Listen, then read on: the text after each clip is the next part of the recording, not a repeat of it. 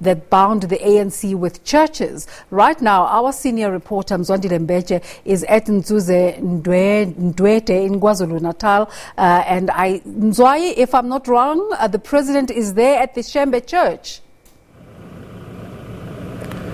Thank you very much, Desiree. He is not here yet. He's supposed to have arrived. And I'm sure as you watch the visuals there, it's quite foggy. We are right on top of the mountain in this area called Nzuze, part of Ndwedwe here in KZN, to attend the Shembe church service, which is known as Ekenan Community Church.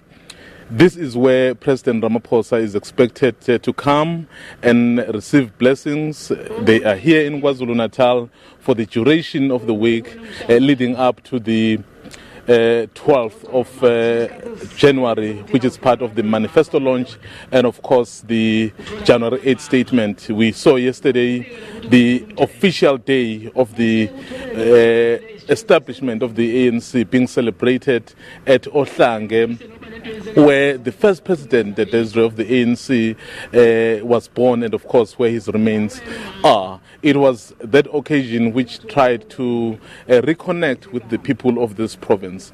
As much as the president is coming here to this church, other leaders of the ANC, like the deputy president, the SG, and other top six, actually, and other NEC members, have fanned out across the province to try and drum up support ahead of the launch on Saturday. It promises to be a very big launch with the capacity expected, and the president himself said it yesterday to say a number of people will come out. But you know, Desiree, the church has always been part and parcel of the ANC. I think that's why they would always try and go back to them and try really and get blessings, particularly this Shembe church. When the president was campaigning to be the president of the ANC about 2 years ago, he did come to a Shembe church where they told him to say, if your intention is to become the president of the ANC, do tell us so that we can give you those blessings. Needless to say, a year or so later, he is the president of the ANC and, as we know, the president of the country. So we expect him. He was supposed to be here at 10:30, but he isn't here yet, and I think it may have to do with the issue of logistics. It's quite foggy here. We are right on top of the mountain.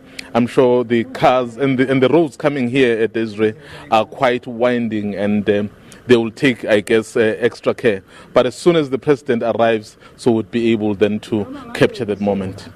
Mzwayi, you've been telling us about the weather condition and the fog, but you haven't given us the backstory about those people we see behind the fog wearing white. Tell us a bit about them. Oh, of course. Those are the church members. These are the people who would be part of the service that the president is going to attend. And I was under the impression that perhaps you were not able to see them, but it looks like our lens is able to capture them, because the human eye is really struggling to see all those people.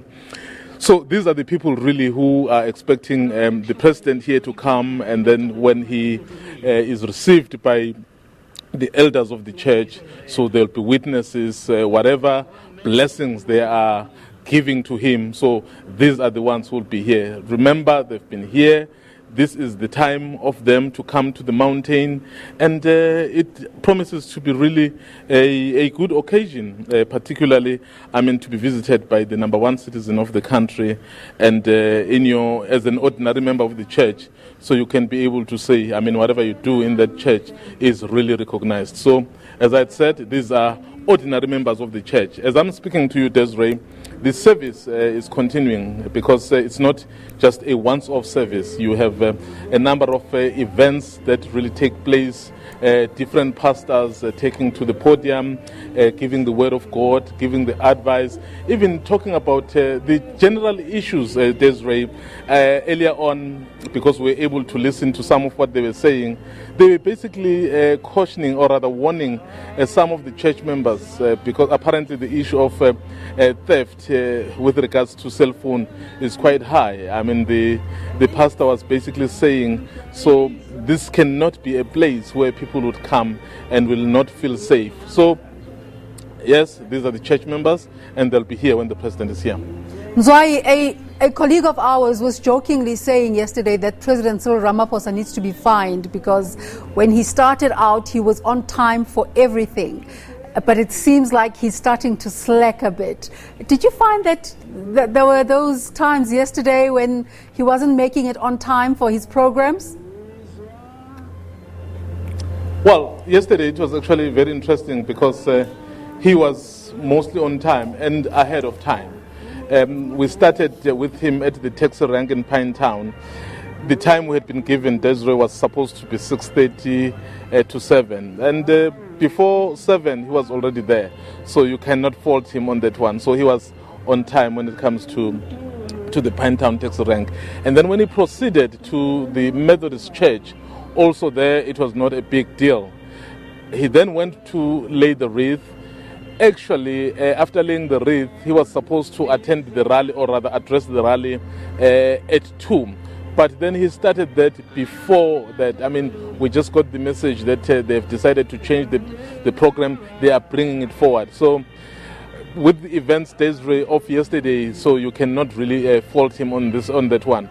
Perhaps today you may have a point, but I think they may justify it to say the conditions really are not that conducive. I mean, you can see I'm right in the middle of the mist, and I was saying earlier, this place is really winding, so there are cliffs, so you've got to be very, very careful.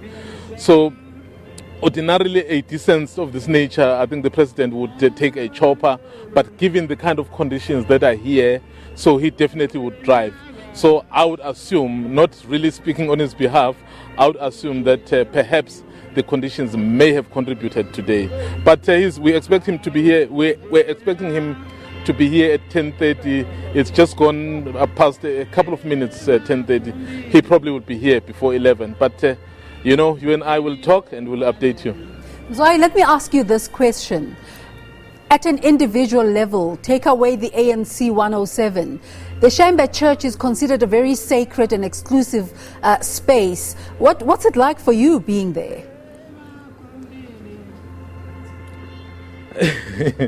Well, I think there's an old saying which basically goes like, when you are in Rome, do as the Romans do.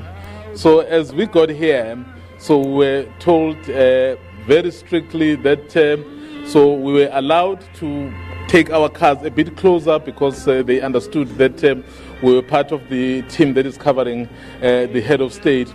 But then they gave us strict instructions that we needed to take off our shoes. So as soon as we move from here, go closer to the church, we'll have to take off our shoes. So basically, I will not necessarily say, because it's something that I'm not used to, it's wrong, but I just have to abide by what they are saying. So far, they've been very welcoming. They've been explaining things to us. They've been telling us, so what is it that we don't need to do? So far, really, Desiree, at a personal level, so we have found them very welcoming and really willing to teach us. I mean, when I first got here, I spoke to some of the church elders. I just went to them and I was wearing my shoes. And then just before I could speak to them, then they told me to say, well, before we could even speak to you, you've just made a huge mistake. And then I wasn't sure what they meant. And then they said, you need to go and take off that shoes and then you can come back to us. And then I did that.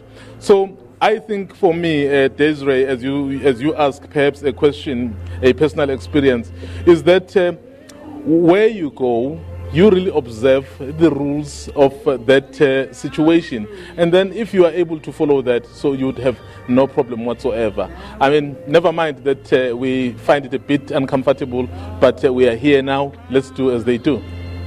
Thank you so much, Mzwai. We'll talk to you later. As you heard there, Mzwai is in Rome, but we're awaiting the arrival of President Cyril Ramaphosa at the Shembe Church.